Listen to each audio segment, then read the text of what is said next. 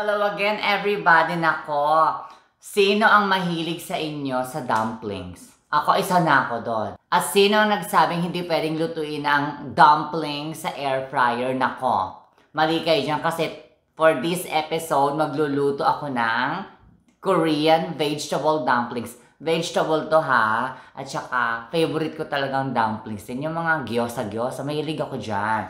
So we have this one. Mandu Korean dumplings, vegetable siya. Ayan, vegetable dumplings ang peg natin for today. Kailangan natin ng opa. For this episode, magluluto tayo ng dumplings at ang dali-dali lang lutuin ito sa air fryer.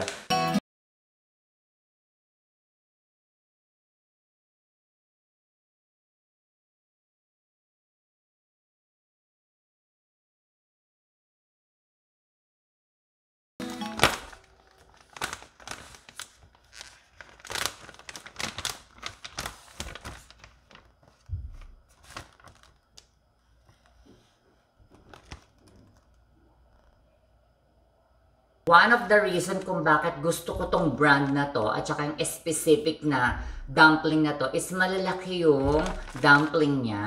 At saka hindi lasog-lasog, hindi mabilis malasog kasi may mga nabibili akong dumpling, mabilis malasog-lasog. Pag nabili mo na, pag hindi na sila naka-frozen, nalalasog na yung ano nila, yung wrapper nila.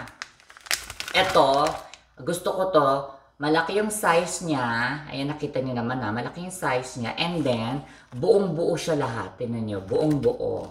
Ito ang gusto ko dito sa brand na to. Yan o. Buong-buo siya. Hindi siya lasog-lasog. Hindi siya nagpuputol-putol. Ito yung bet ko dito. Ayan, nailagay na natin yung dumplings natin dito sa ating air fryer. I-air fry na natin siya. Here we go. Let's do it. So for cooking time, 200 degrees Celsius, and then first 7 minutes.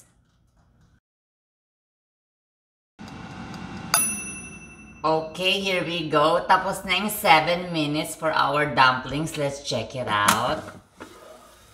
Ayan. Medyo golden na siya.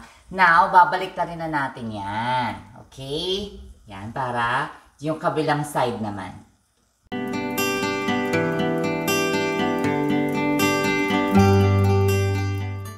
Okay, let's do it again. Nabaliktad na natin siya. Pasok ulit natin sa air fryer.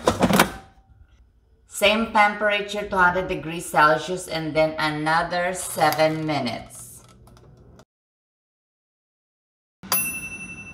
Here we go. Luto na yung ating dumplings. Nako, excited na ako dahil gutom na ako. Okay. OMG. Golden na siya. I love it. Ayan. Yan ang dumplings na natin. Ready na siya. Sa mga gustong mas crispy pa at more golden pa yung dumplings niyo, pwede pa. Kasi pwede nyo pa siyang tostahin dito sa air fryer natin. Pero ako, gusto ko ganito na lang.